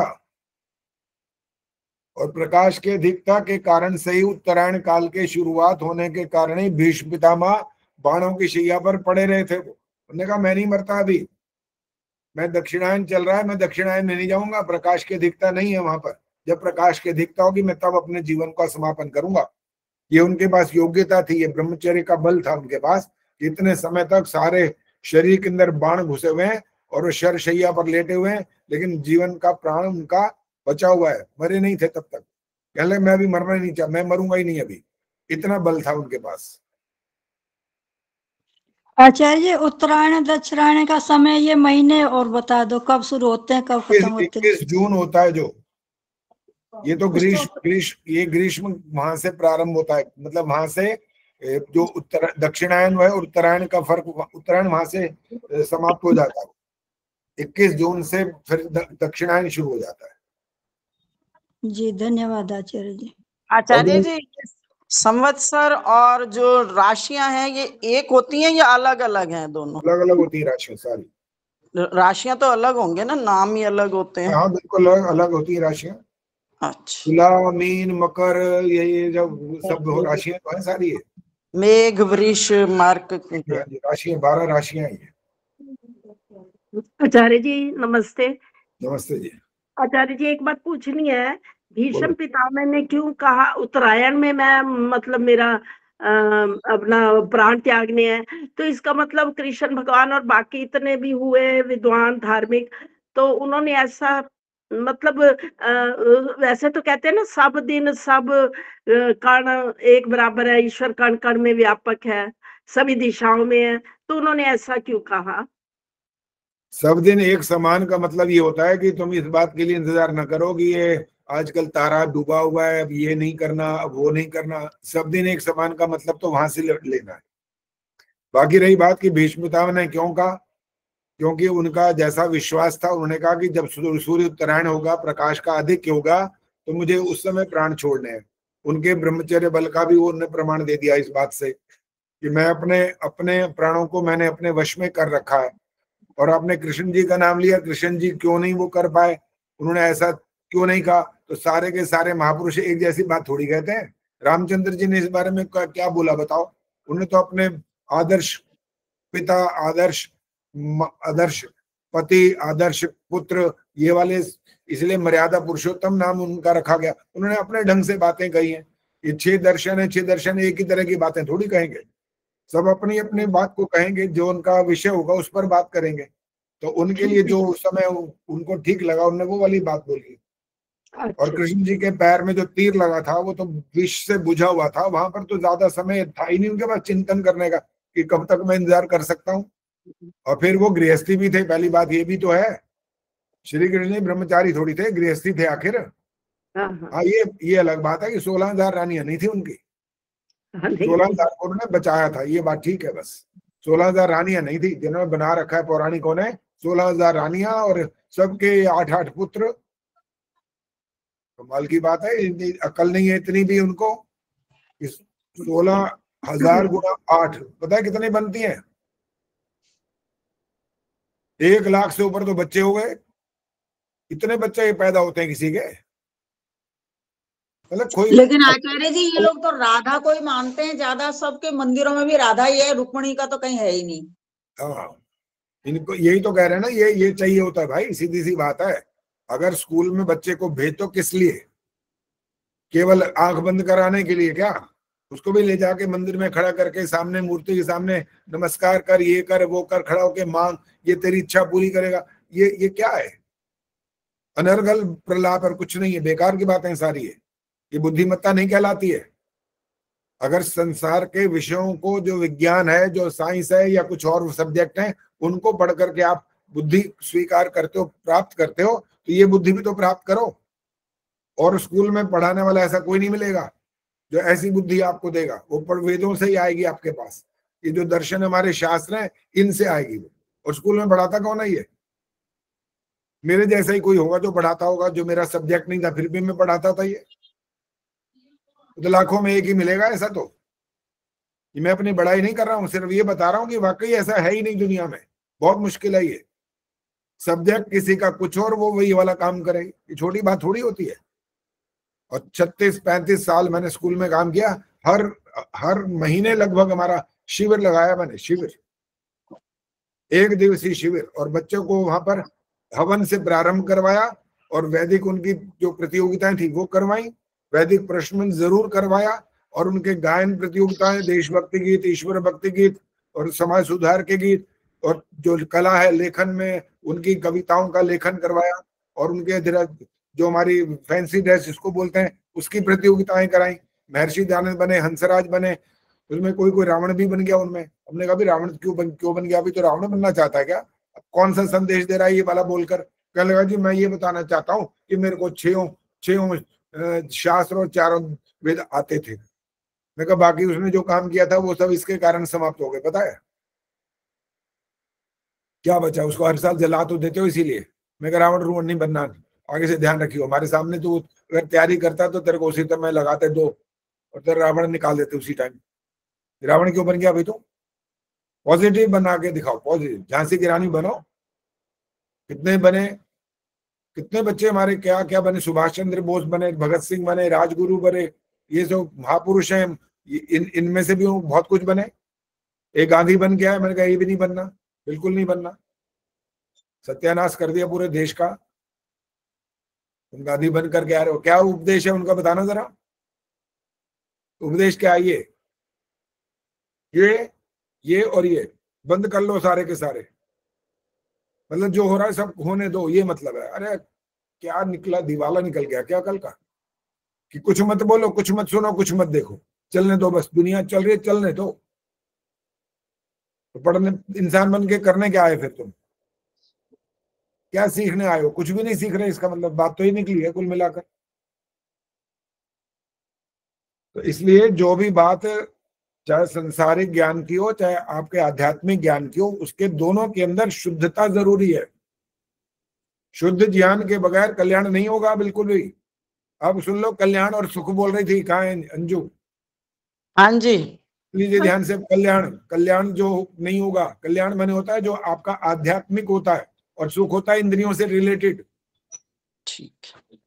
आपकी आंखों को चाहिए कुछ अच्छा, आप देख रहे हो सुंदर दृश्य, आप प्राकृतिक सौंदर्य देख रहे हो, आपको सुख मिल रहा है, आध्यात्मिक नहीं मिल रहा। वहां पर आध्यात्मिक तब मिले जब आंखें बंद करोगे, तब आपका कल्याण हो जाएगा। वहां पर आपको सुख नहीं प्राप्त होता, उस समय सुख प्राप्त होता है आपको भोजन करने से, अच्छा लगता है, स्वादिष्ट है, आपका शरीर तगड़ा हो रहा है, कोई आपत्ति नहीं, आप आनंद ले लो उसका, बड़ी अच्छी बात। लेकिन आध्यात्मिक जब आप कुछ करोगे तो आपका कल्याण उसमें है, वहां सुख नहीं होता, वहां पर कल्याण होता है। यही अंतर होता है। दो माइक बंद है आपका, माइक बंद है। जैसे अब ये शांतिकरणम है, हम पढ़ते हैं तो इसमें आया कि इंद्र, वसु, हवा, मतलब सब चीजों का नाम आया, जैसे जड़ का भी आया। तो वो जो है उसमें आया कि वो हमारे लिए सुखकारी हो, तो वो सिर्फ इंद्रियों को थोड़ा मानसिक सुख भी तो दे सकती हैं कि नहीं? देखो, इंद्रियों के सुख के कारण से आपका मन शांत हो जाता है।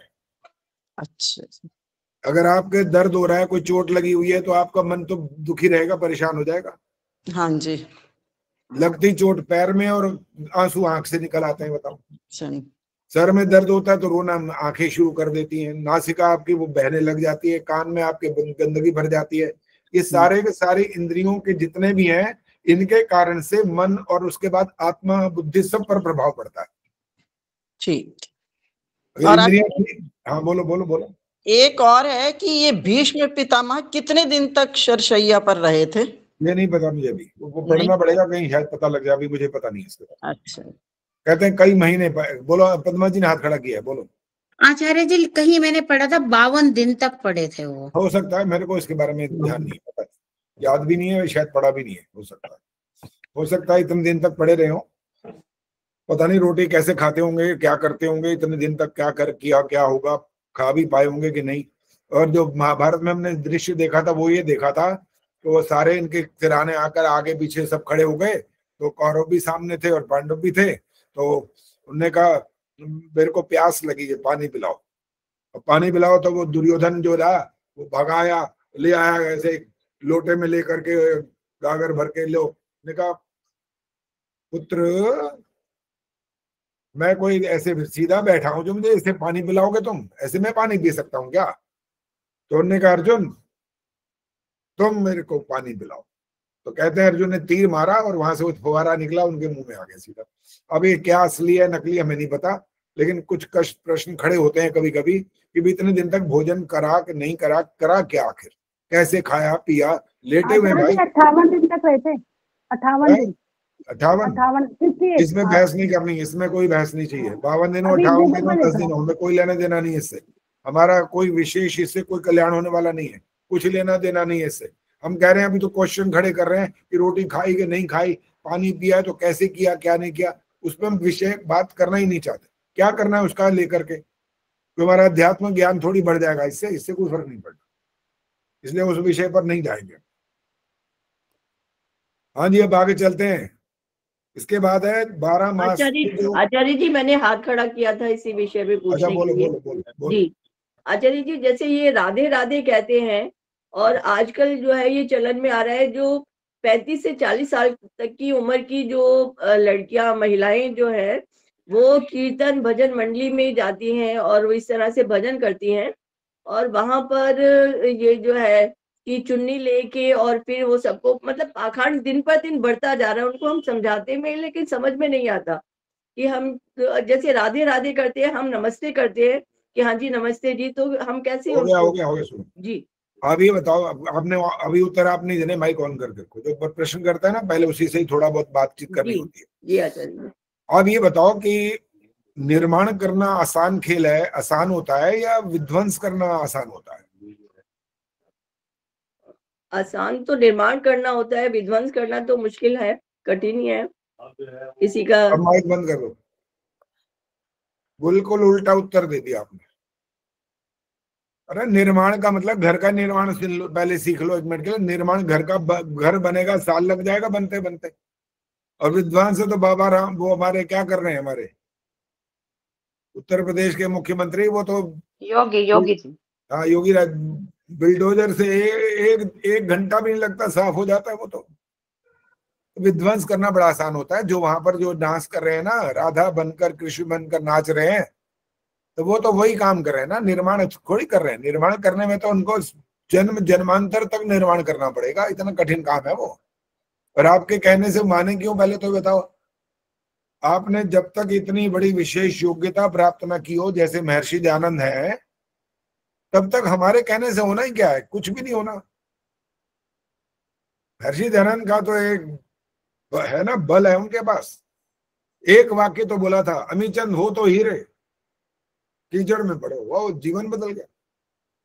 श्रद्धानंद कैसे बदल गए बताओ। तो ये तो जिनका जीवन बोलता है ना, वहां से कहानी शुरू होती है आगे की। हमारे और आपके कहने से इतना आसान नहीं है, ये सब होना बहुत मुश्किल है। आचार्य जी, लेकिन हमारा भी तो ये कर्तव्य होता है कि हम पाखंड को आगे ना बढ़ने दें, उनको कुछ समझाएं। प्रयास करने के लिए मना नहीं किया, प्रयास करने के लिए मना नहीं किया आपको कि आप प्रयास न करें, लेकिन जो उपदेश ग्राही ना हो वहां समय नष्ट मत करो। और पहले तो अपना कल्याण करो सबसे पहले तो। वो ठीक है, ये नहीं कि हम आंख बंद कर लें, वहां से वो हो रहा है, हमारे घर के सामने हो रहा है, पता है वहां पर कितना बड़ा, हमारे दिल्ली के अंदर एक स्थान था गुजरावाला, वहां पर आर्य समाज के अंदर वो जगराता करा रहे थे, वहां बड़े भारी इसका विरोध हुआ, भागे गए लोग, हमारे जैसे कई भागे वहां पर पहुंचे, ये क्या हो रहा है भाई? ने कहा जी क्यों नहीं हो सकता, हम तो ये कर रहे हैं, हम वो कर रहे हैं, नहीं हो सकता बिल्कुल, यहाँ पुलिस को बुलाना पड़ा। तो भैया जो ऐसे लोग हैं जिनको शुद्ध ज्ञान नहीं है जिनके पास, वो तो अपने उसी को जो ढर्रे पर चल रहे हैं ना, उसी में ही अपना भला समझे बैठे हैं, इसी में हो जाएगा सब कुछ, इसी में हो जाएगा। भगवान हमारी भावना जानता है, बस इसी से खुश है वो। तुम्हारी भावना जानता है, तुम्हारी भावना से तुम्हें मोक्ष ना दे दे फिर तो, क्यों जी? भावना जानता है तुम्हारी भावना तो मोक्ष की, तो मोक्ष मिल जाना चाहिए तुरंत, फिर देर किस बात की है? ऐसे जूते पड़ेंगे ना उनको, जन्म जन्मांतर तक भटकेंगे वो। ये जो योनि है ना 84 लाख, पता नहीं 84 में जाएंगे नहीं ये बता रहा, लेकिन जाएंगे भूतों में, घुमाता रहेगा ईश्वर के, जाओ बेटा नाचो इधर। क्यों? इंसान बनकर के जब गए थे, तुम्हें समझाने वालों ने समझाया, तुम्हारे पल्ले फिर भी नहीं पड़ा। क्या तुम्हारी अकल है? बोलो क्या सीखा फिर तुमने? वो तुम्हें एक अच्छी बात समझा रहे हैं कि देखो ऐसे करने से ईश्वर खुश नहीं हो सकता। ईश्वर का खुश होने का मतलब ऐसे तो नहीं होता, खुश नहीं का मतलब यहाँ खुश होना नहीं है संबंध। संबंध यह है कि उसके नियम का पालन कर रहे हो तो आपको उसका फल दे देगा, ये मतलब है। ना तो ईश्वर खुश होता ना नाराज होता। वो तो सिर्फ वाक्य बोलने में कभी कभी ऐसा निकलता है मुंह से, ईश्वर खुश हुआ आपके कारण से। नहीं, ईश्वर आपके उस कार्य से प्रसन्न नहीं हो सकता है। वो किससे प्रसन्न होता है? अब आपके लिए प्रश्न आ गया सामने, हाथ खड़ा कर दो। कौन सी बात से उसको संतुष्टि या प्रसन्नता या कुछ भी बोलो, कौन सी बात है? गायत्री गुप्ता ने हाथ खड़ा कर दिया, बोलो। उसकी आज्ञा का पालन करने से। संक्षिप्त उत्तर ठीक है। गीता बोलो। माइक ऑन करो गीता, माइक। वेदों के नियमों का पालन करना। वो ठीक है, अभी स्पष्टीकरण नहीं है। पद्मा जी बोलो। ईश्वर के द्वारा बनाए गए नियमों का पालन करने से। इधर उधर घुमाई हुई बात है, दोबारा नहीं बोलना आगे। हाँ जी इंदिरा जी बोलो। जो हमारे कर्म है वो हम ठीक तरीके से करें मनुष्य के नाते। अभी भी गोलमाल जैसा ही है। हाँ जी विराज चावला जी बोलो, माइक ऑन करके बोलो। वेदोक्त धर्म के अनुसार जो चलता है, वेदों के अनुसार। बड़े भारी भारी भारी शब्द बोले जा रहे हो भाई। देखो जब बहुत बड़ी लंबी चौड़ी व्याख्या करने की बात नहीं कर रहे, कम शब्द तो वो आ जाए कम से कम। अभी तो वो गोलमाल वाले शब्द ही चलते जा रहे हैं, कोई पता तो लग नहीं रहा कौन क्या समझेगा। उर्मिल जी बोलो, उर्मिल आर्या। ईश्वर के बनाए हुए फिर वही बात, नहीं सुनना ऐसे वाले तो फिर सब बोल ही रहे हैं, वो नहीं चाहिए ना। ये बकायदा एक शब्द है, एक शब्द अगर आप बोलेंगे ना उससे भी काम चल जाएगा। लेकिन आप वो शब्द भी नहीं बोल रहे हो और उसी में सब समाहित है, सारी बात आ जाएगी एक सेकंड में। सुनीता अरोड़ा जी बोलिए। परोपकार करना और किसी का दिल ना दुखाना। नो। इंदिरा टांगरी जी बोलिए।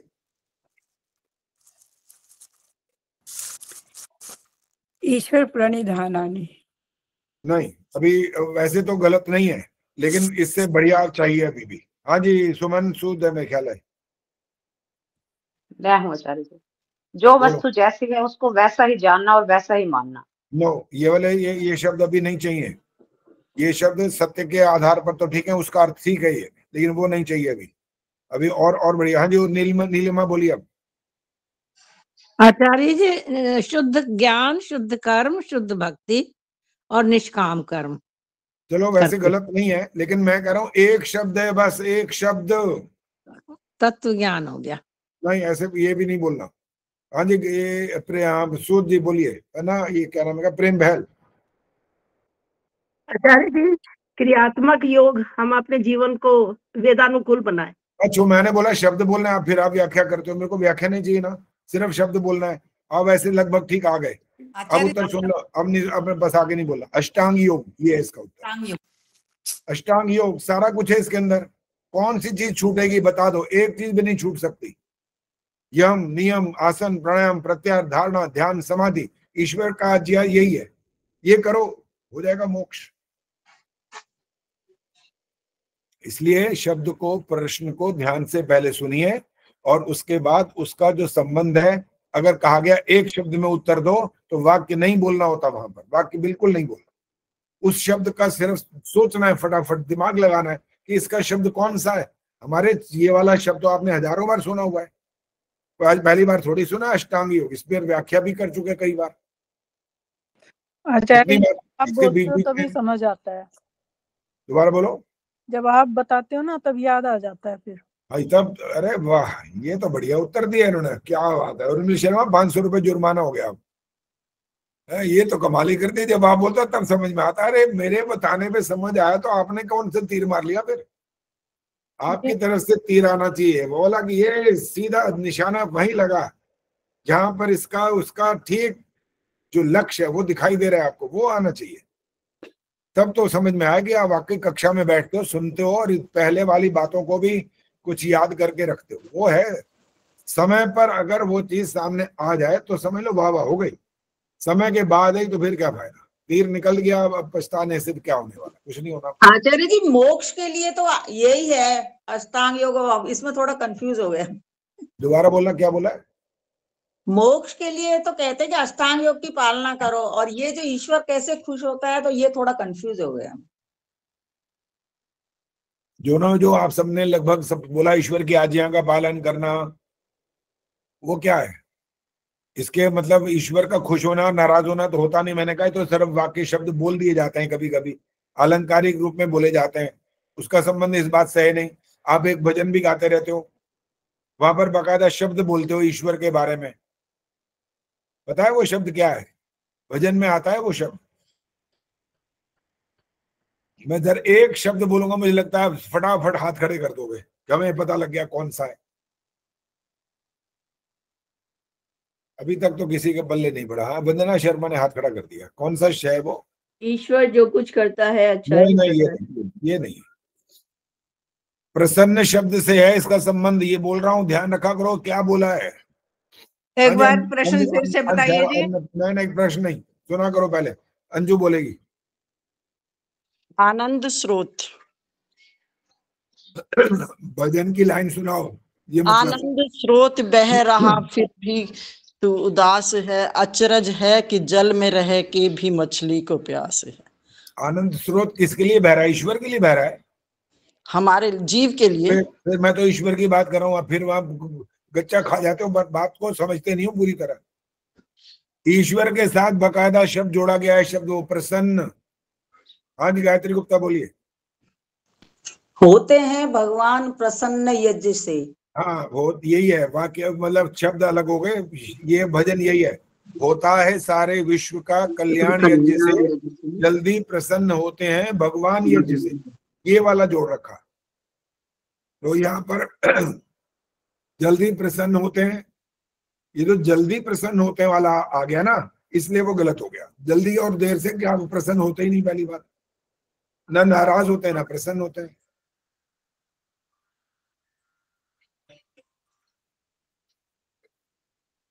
चलिए, बस हमारा अब समय समाप्त होने वाला है, तो है 2-4-5 मिनट अभी करते हैं, 2 मिनट बात और। आचार्य जी, मैं एक प्रश्न इसी से जो होता है सारे विश्व का, हाँ बोलो। ये मैंने कहीं सुना था, मतलब जैसे प्रवचन चल रहे होते, किसी ने ऐसी शंका वाला जैसे सब, उन्होंने ये बोला कि हम जैसे और कार्य करते हैं तो उसमें हम ये देखते हैं कि कई बार पड़ोसी से हम नाराज हैं तो उसको हम नाराजगी, लेकिन हवन अगर हम करते हैं तो हम चाहे हमारा दुश्मन भी हो तो उस तक फायदा पहुंचता है, हवा शुद्ध हो जाती है, इसीलिए मतलब ये प्रसन्न होते हैं भगवान। मतलब मैंने कहीं थोड़ा इससे मिलती जुलती व्याख्या थी, मुझे तो करनी नहीं आ रही, मैंने ऐसे सुना था कहीं पर। देखो, अगर हम बिल्कुल शब्द की बात करेंगे तो उसका विश्लेषण करने में बेशक कभी कभी व्याख्याओं में थोड़ी बात स्पष्ट करनी जरूरी होती है। फिर भी प्रसन्न और नाराज होने का संबंध ईश्वर से बिल्कुल भी नहीं है। वो ना आपसे प्रसन्न होता है ना आपसे नाराज होता है। आप गालियां निकालते रहो सारी उम्र, वो आपसे नाराज नहीं हो सकता। दंड जरूर देगा, हाँ दंड देगा, कर्म का फल जरूर देगा। आप अच्छे कर्म करोगे वो आपको अच्छा फल देगा, बुरे करोगे बुरा फल देगा। वो आपके अच्छे कर्म से खुश नहीं हो जाएगा। देखो, हमारे साथ जब शब्द प्रयोग होता है प्रसन्न हो गए, तो हमारे पास वो चीज पहले नहीं होती है और वो आ जाती है, उससे हमारे को कुछ उपलब्धि होती है, मजा आता है। अच्छा लगता है।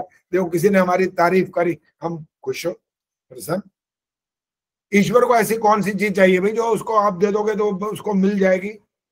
इसलिए चाहिए शब्द ईश्वर को कभी नहीं बोल सकते। ईश्वर को ये चाहिए। पूर्णमदः पूर्णमिदम्, ये इसीलिए बनाया गया, ये मंत्र इसीलिए है, ये आपको समझा रहा होता है ईश्वर कैसा पूर्ण है, कुछ नहीं चाहिए। हाँ जी गायत्री गुप्ता जी बोलो, क्या कहना है? आचार्य जी मैं तो ये कह रही, ये 2 शब्द और रह गए हैं, आदित्यव्य और विवर्ण सुशंसा। इतना तो ये खड़ीपाई तक तो मतलब पूरा ये 2 शब्द और बचे हैं इसमें, यहाँ तक इसका कर दीजिए, देख लीजिए आप। 2 शब्द रह गए, बाकी पूरा मंत्र हो गया क्या? नहीं, 2 से ये इधर पर ये खड़ीपाई आ जाएगी ना, मतलब इतना यहाँ तक हो जाएगा, ये बोल क्या आ जाएगी? खड़ीपाई? हम तो खड़ीपाई बोलते। सुनते ही मैं समझ गया था, मैं बोला क्या आपने।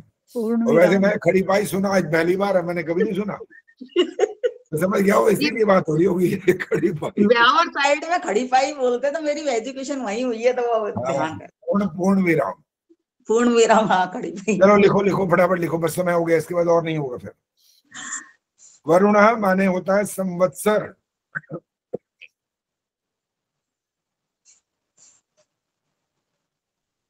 और अगला शब्द क्या है? सुशंसः। वरुणा का मतलब संवत्सर।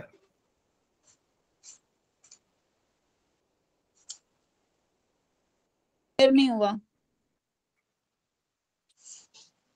वरुणा का अर्थ सामंजस्य। संवत्सर ये क्या होता है संवत्सर?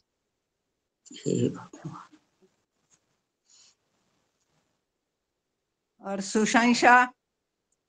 आ रहा है, सब्र करो भी। वरुण। सुशंसा का अर्थ लिख लो पहले, प्रशंसनीय। संवत्सर क्या होता है? अरे बताते हैं, सब्र तो करो, आगे लिख तो लो। सुशंसा माने प्रशंसनीय रूप से।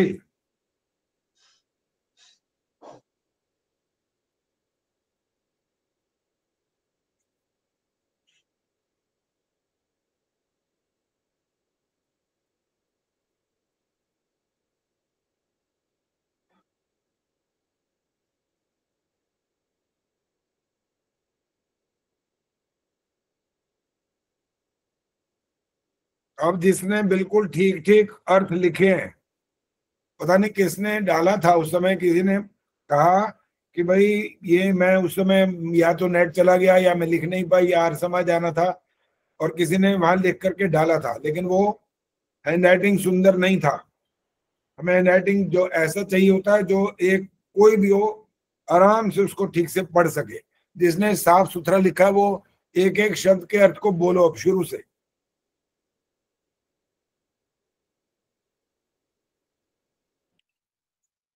हाँ जी, कौन बोलेगा?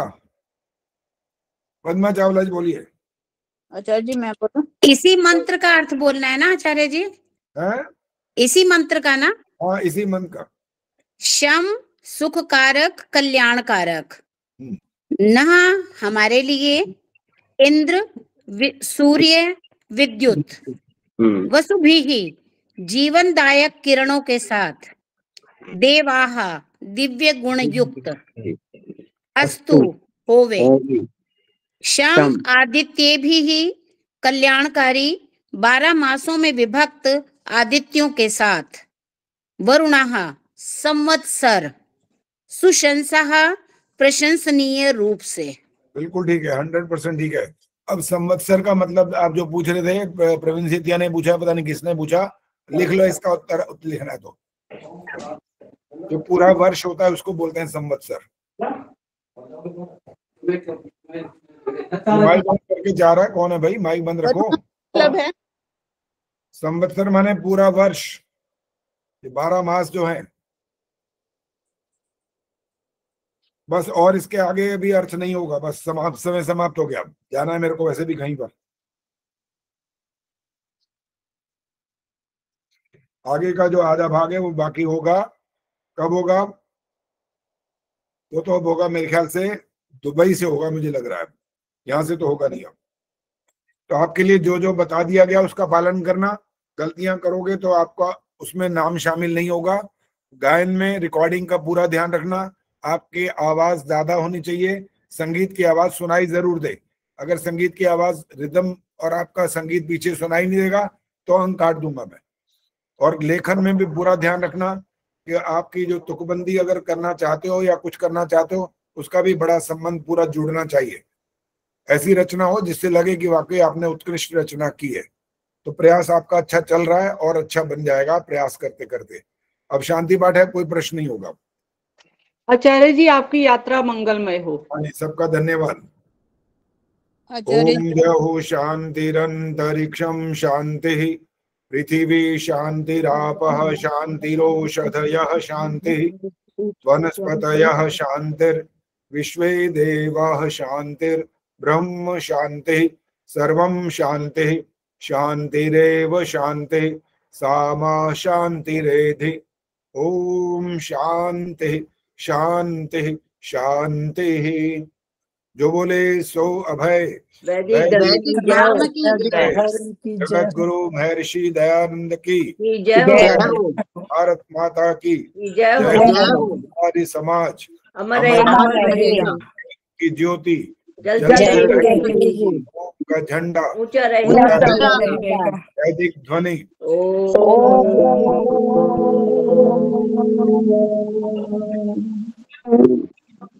वैदिक अभिवादन सभी कहाँ जा रहे हो आचार्य जी?